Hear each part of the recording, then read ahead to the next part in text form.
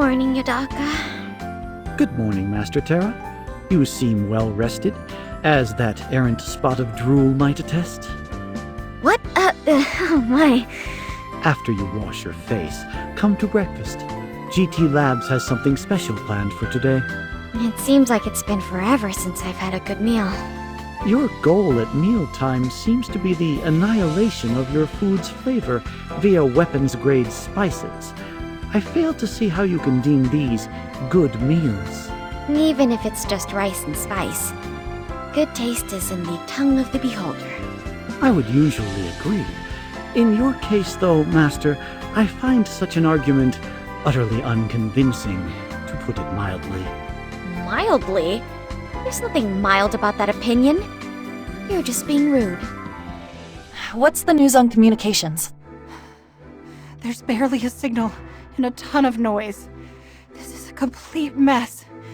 It won't hold long. Systematically screen out the noise. We need to pick out every word we can. Hey, what's going on? Terra! Perfect timing. Listen, we have an emergency. Noise eliminated. Voice and transmission optimization complete. Am I good or what? Replaying message now. Help us! Hear us! Please respond! We don't know what happened. We suddenly lost gravity. This is GT Labs HQ on Earth. Can you hear me? Respond. Transmissions terminated. They're not responding.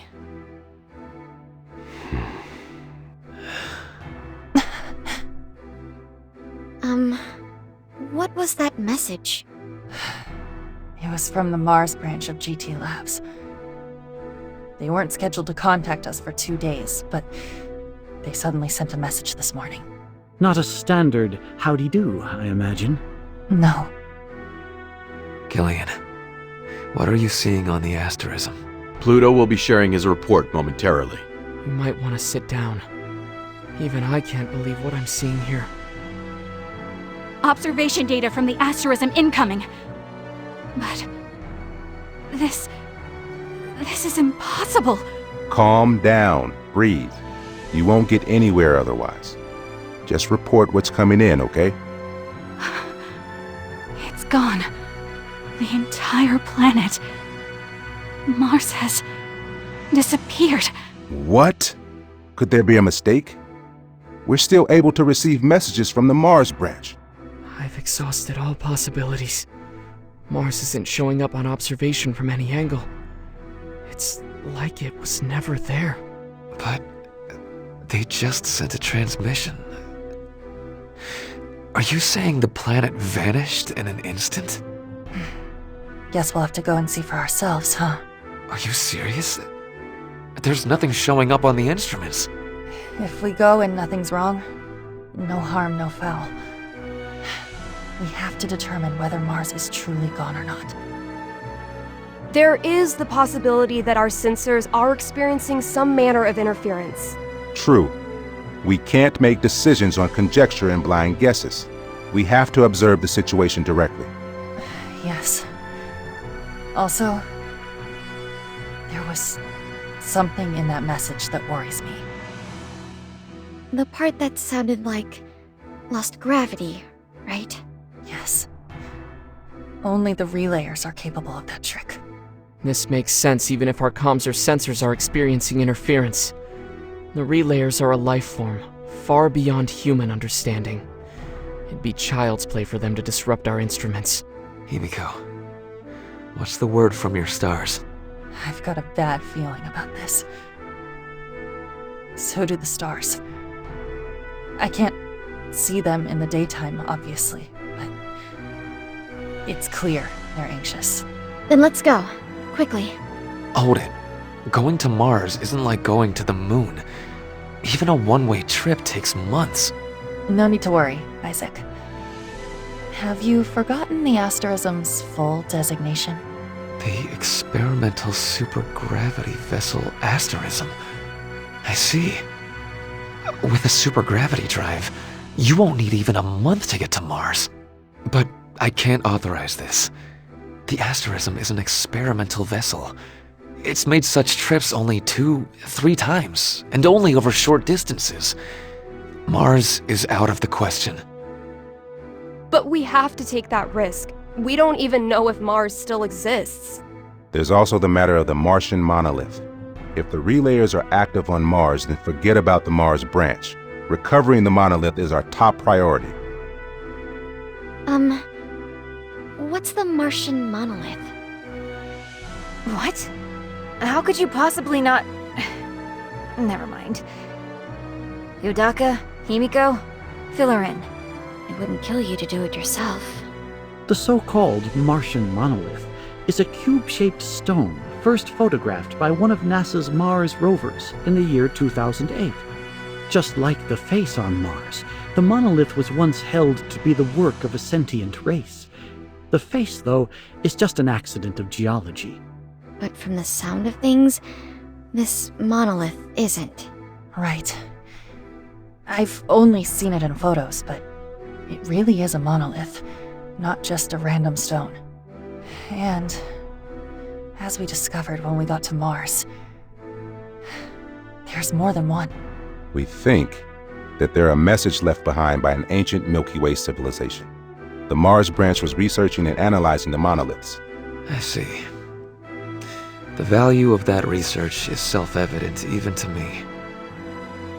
Very well. Permission granted to go to Mars. Thank you, Isaac. Attention all staff. Set a course for Mars. All hands, make immediate preparations. Grandpa! Our warehouses are full up. We're over our weight limit. Idiots. What difference does it make in space? We don't even know if we're going to be able to resupply. Pile it on! Ha ha ha. Do take care of our young folk now. Looking forward to our partnership. We'll look after your kids, don't you worry. We appreciate your cooperation. No need to thank us, especially when a generous reward speaks louder.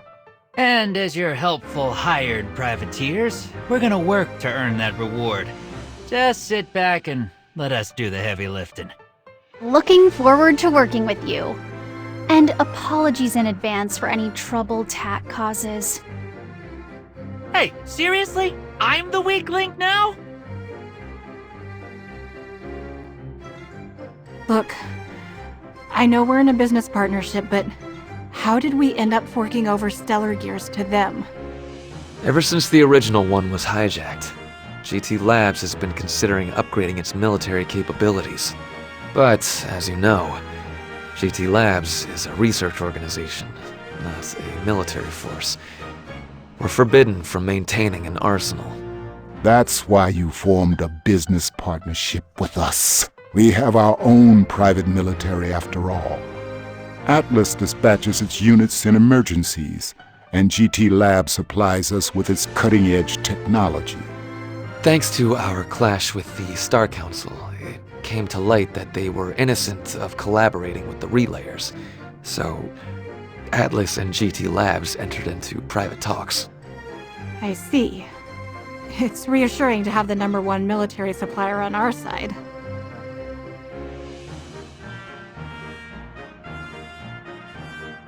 Gillian, there's something we need to discuss. You might want to sit down. What's wrong? Your daughter, she's disappeared from the hospital. What? When? We first learned the news this morning, but she's apparently been gone for at least a week.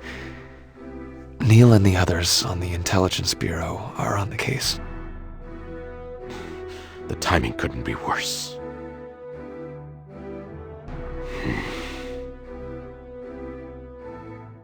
Isaac, please keep looking for my daughter.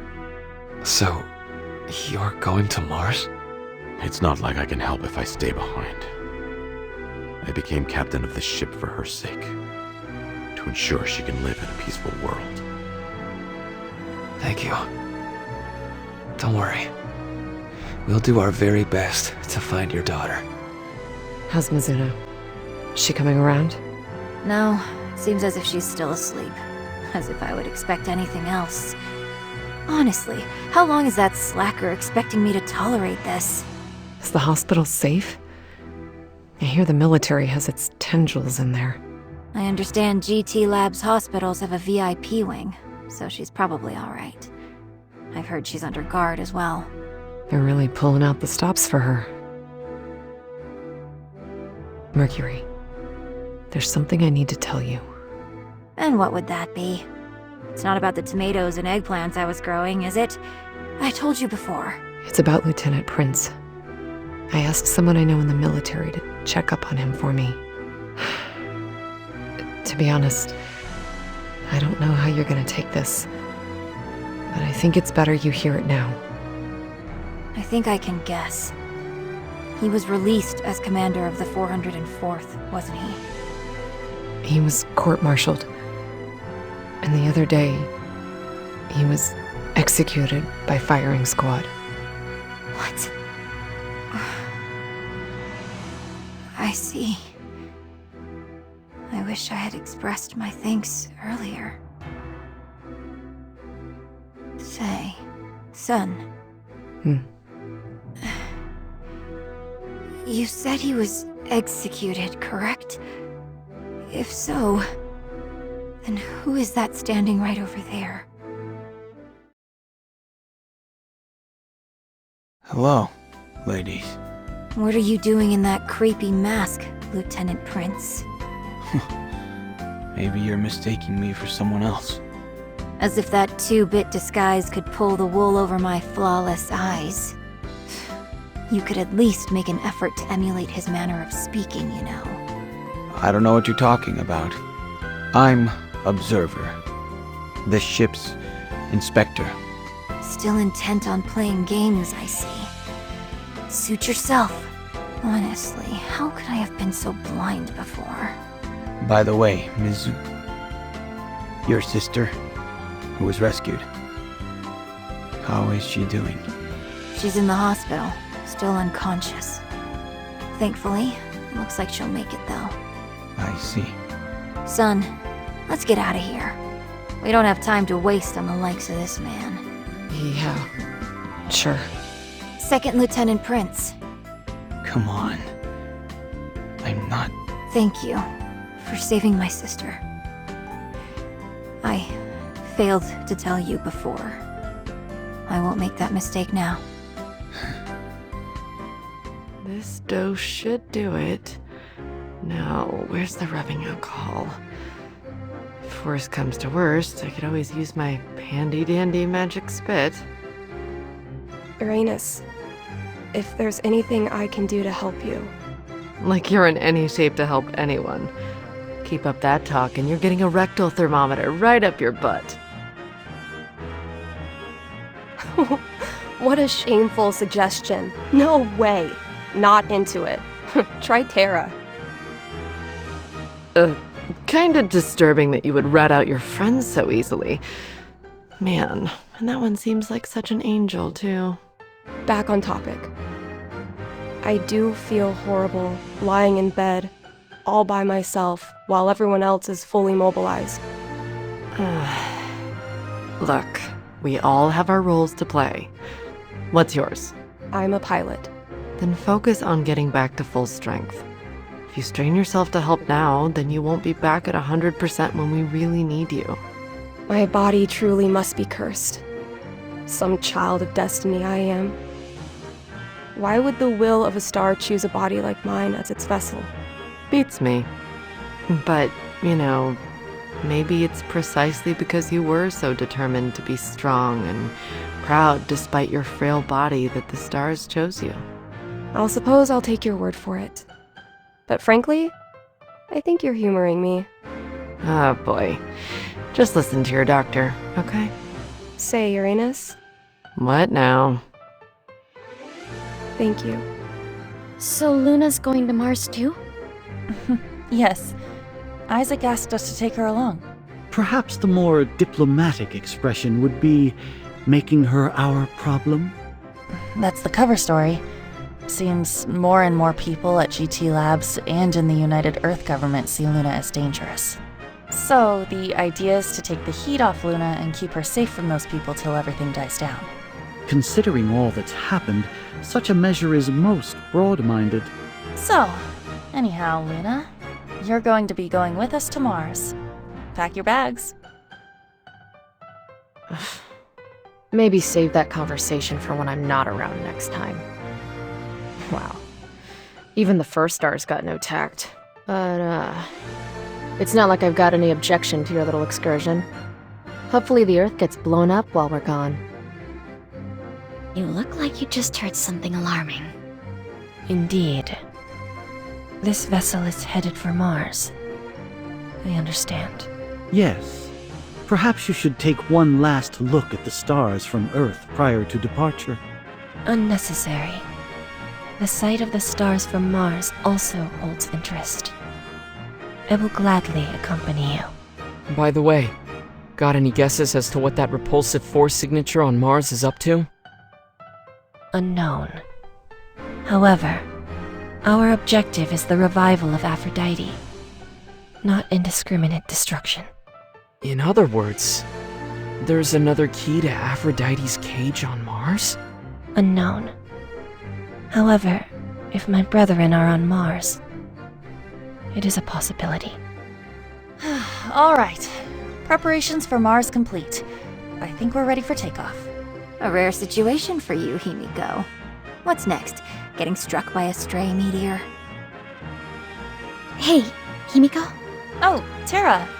What's wrong? Do you have... Oh, I know. You still need help with something before we take off, right? No sweat. But in return, I want your pudding. And you have to keep me company while I stargaze tonight, okay?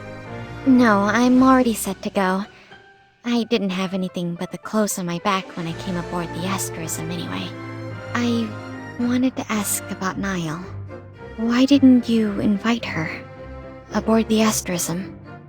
Niall is a pilot, isn't she? Her assistance in combat would have been valuable. Well, I would have liked to, but... You're being evasive, Himiko. Niall was a soldier. Special Forces. If she resigned through the proper channels like the captain, there wouldn't be a problem. But if she didn't go that route, if she deserted under enemy fire, she would be intentionally hindering her comrades during battle. That's a profound betrayal of a soldier's moral code. At best, she would be hauled in, court-martialed, and thrown in jail. At worst, she would face a firing squad. How dreadful. To think we have firing squads in this day and age? You better believe it. Isn't that right, Observer? Yes. And she is in the 404th Special Forces. Deserting to a ship that has given them as much grief as this one would make it all the worse. Well, you would know. Actually, I don't. Another reason we can't just invite Niall aboard is that she's a satellite. You mean an enhanced human? Augmented by artificial means to have the same powers we do? The price of these powers are side effects. A collar the military uses to keep the satellites under their thumb. The satellites require medication at regular intervals to maintain their powers. So Niall has two collars holding her back. Yes. If she wasn't a satellite, I could invite her aboard to protect her. But... I'd put my faith in Uranus. Despite appearances, she's a first-class doctor. I'm certain she could set Niall free. Furthermore, things seem to be rather awkward between you two right now. Perhaps you could consider the Mars mission to be a cooling-off period. It'd likely be a prime opportunity for Niall to cool down, too. At long last, I'm going to Mars. When I was on Earth, I always dreamed of running away to Mars. But everything's different now. You have changed as well, Master Terra. For the better, I think. Really? It doesn't seem that way to me. But if it's coming from you, it must be true. Oh, that reminds me. How are we gonna get there? Right in the asterism, of course. It is Earth's very first experimental supergravity vessel, after all, complete with a massive supergravity drive. We don't even need launch gear with a supergravity engine. We can break free of Earth's gravitational pull with velocity to spare. I'll be issuing your orders on behalf of GT Labs. You are to use the asterism's supergravity drive to head to Mars and investigate and resolve the anomaly on the planet and surrounding sector. Use all resources at your disposal. The situation might be more dire than we've anticipated. We have no idea what's happened on Mars. This is no ordinary mission. Tread lightly. Finally, before we depart, I need to go over your combat assignments.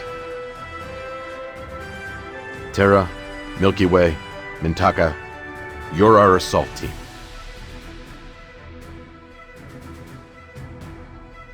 Our snipers are Himiko and Uranus. And we have 2 scouts, Mercury and Alnitak. On tank duty, we've got Sun and Alnilab, another 2-person team. You 9 are the Asterism's combat squad for Mars. We've got a tough road ahead of us. We can't expect resupplies or reinforcements. Also, our mission is to investigate the anomaly on Mars and find out what happened. But we are all going to make it back to Earth alive. Remember that. It's time. Himiko, give the order. The asterism once again sets sail upon the Sea of Stars. Our destination, Mars, the 4th planet from the Sun. Experimental supergravity vessel asterism, engage.